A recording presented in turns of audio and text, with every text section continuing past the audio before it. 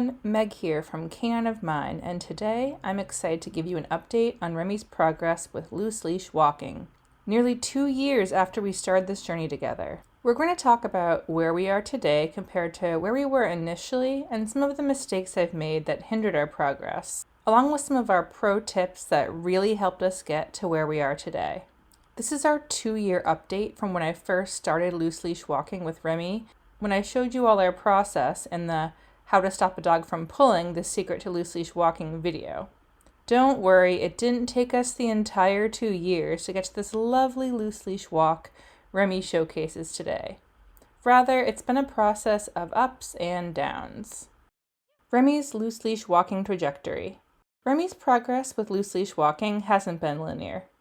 When we first started, I had to put a lot of time and effort into training with him. I had to use treats frequently with a higher rate of payout, aka more treats used and more frequently dispensed throughout the walk. If you look at my original loose leash walking video, I had to give Remy food pretty much constantly to reinforce where his positioning should be. With all this work, he got a lot better, and our walks became more enjoyable. Eventually, with Remy's walking, it was so much better, I got a little lazy. It didn't happen all at once, but slowly over time, I began to stop dispensing treats, choosing instead to daydream and get enveloped in podcasts during our walks instead of paying attention to Remy's movements.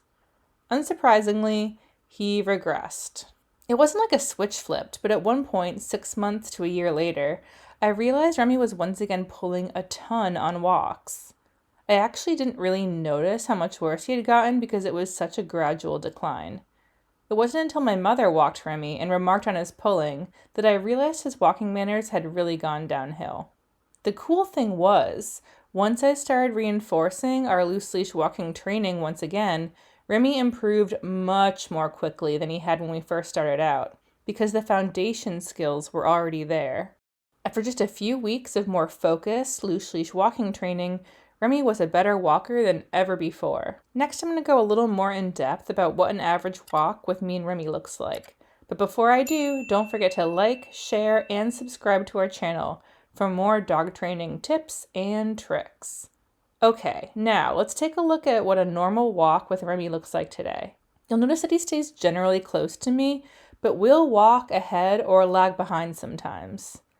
As long as he isn't pulling me around, I let him sniff or linger behind a bit to examine something. Our walks aren't just Remy against my leg at every second. It's more like a dance. He'll go a bit ahead, then return to my side. He'll go off to the side to sniff something and then move closer to me again. I'm not trying to walk Remy in a tight heel, and I don't really recommend that most owners opt for that either. Keeping your dog in a tight heel for a full walk can be really stressful and demanding for your dog. And walks are supposed to be fun and relaxing, right? There are certainly situations where a tight heel can be helpful, such as crossing the street or navigating through busy city centers. But at least for us, having more flexibility in our walks makes the walk a lot more enjoyable for both of us. I want to give Remy plenty of opportunities to sniff and engage with nature. Some people even say that just 20 minutes of sniffing on what trainers lovingly dub a sniffy walk is equivalent to an hour's walk in terms of enrichment for your dog. Sniffing is an essential activity for dogs. It allows them to explore their environment, gather information, and engage their natural instincts. By letting your dog sniff during walks, you're providing them with an enriching and mentally stimulating experience that tires them out relatively quickly.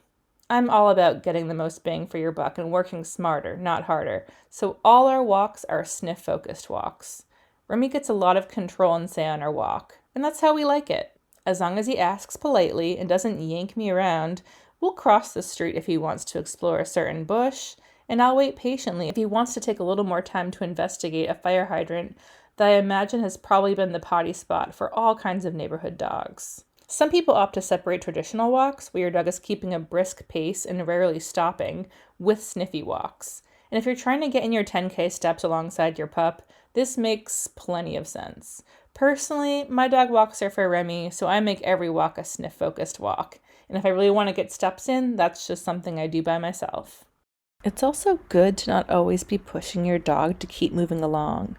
Some dogs need some extra time to process what's happening around them, and giving them the space and time to do that can be really important for their confidence and helping reduce reactivity. Next, I want to talk about how our walks have changed since I switched Remy to a 7-foot leash. In the past year, I've become increasingly more obsessed with Remy's 7-foot leash. The standard leash is around 4 to 6 feet, but I find having that extra feet or so of leash length makes a huge difference.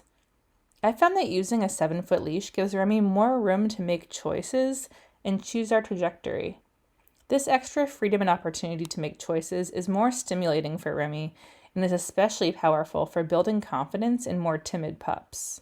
I find that this leash is pretty easy to just wind and unwind around my hand, so it allows me to have a little extra control, but still give Remy plenty of freedom when I want to. It also has a lower handle closer to the collar clip area, so if you do need more control, you can just use that while you're walking through a crowded area or walking by triggers. How often to treat?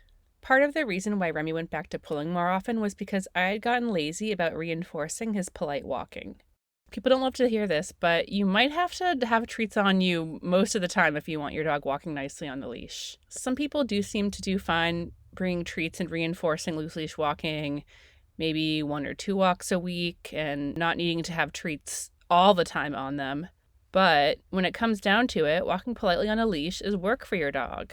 It's not really what they want to be doing. And for some dogs, that means you're going to have to pay them for their work if you want to see the effect. This isn't to say you need to be dishing out treats at every step. Remy and I have a rhythm now where I'll give a food reward for every other check-in, but in between I'll offer praise. Good boy. I think a lot of people get caught up in this being an ego thing. They think their dogs should just want to please them naturally. But dogs are animals. They're going to look out for their own best interest. So make it in your dog's best interest to not pull by always being ready to reward and reinforce the behavior you do want. Remy still pulls sometimes. Remy is not a robot. No dog is. That's why I don't expect him to never, ever pull. 90% of the time he keeps a loose leash, but there will always be a few moments in our walk when Remy pulls. Usually this is most noticeable in the first 30 seconds of our walk, when Remy is just so psyched to get outside. And honestly, that's pretty reasonable and normal, so it's not something I get bent out of shape about. Remy still pulls when we have a dog barking at us from a house we're walking by, or when the weather is unusual and freaking him out a bit, like a windy day when the leaves are flying all around us. He also still pulls sometimes if we're approaching an especially fascinating smell, or if we're trailing behind a dog and he's getting more aroused and excited. This is a living, breathing creature who has emotions and experiences in response to the world around him. It's important to remember that our dogs are not robots and some variation is normal. As long as he mostly keeps the leash loose, I'm happy.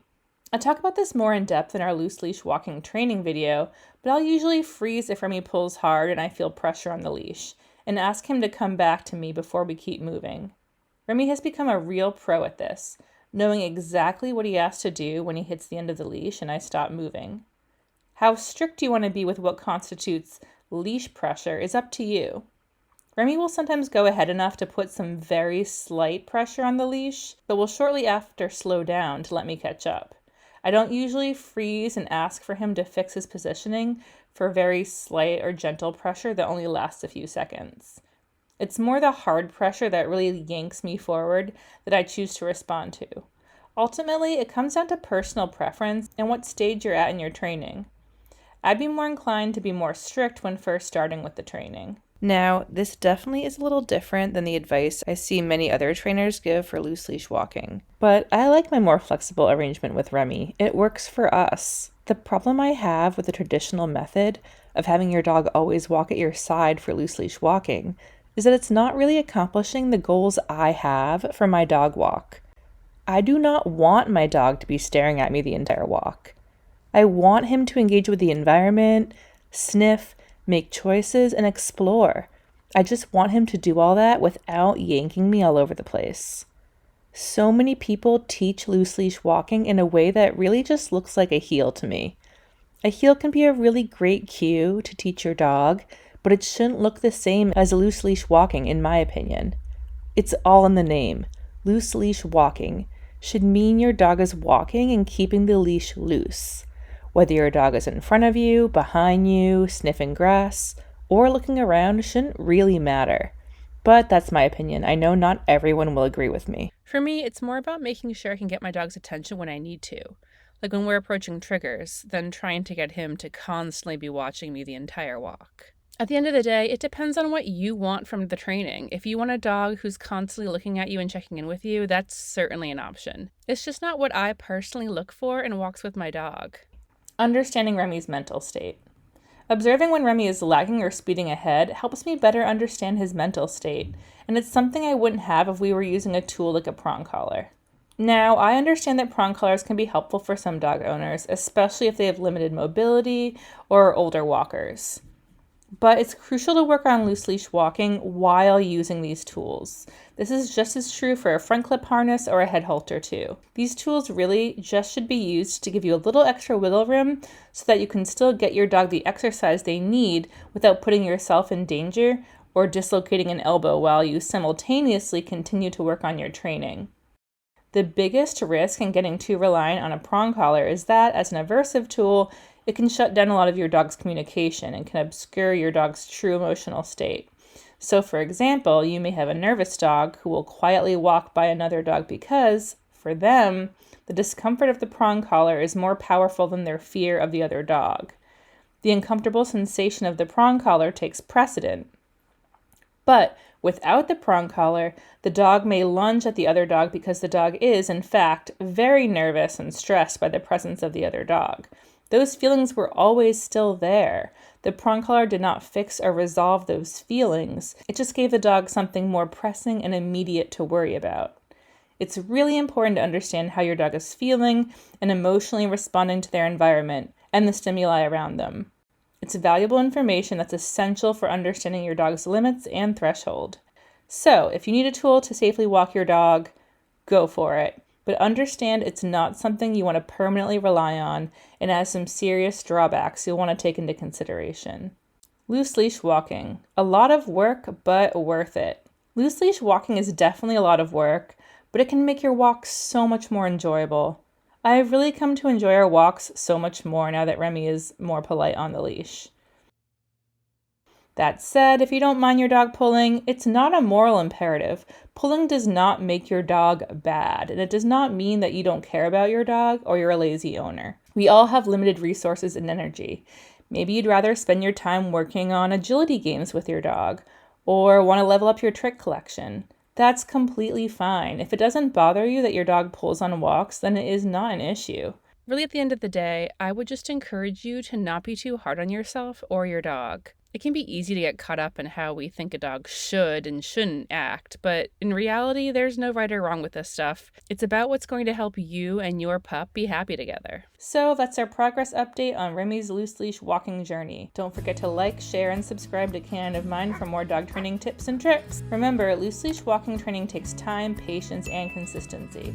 It's normal for your progress to not be totally linear like it was for us. But getting those skills down is worth it, and you'll find once you've established the basics, it'll be a lot easier to brush up on those foundational skills and get back to walks that are easier for everyone. Until next time, happy walking.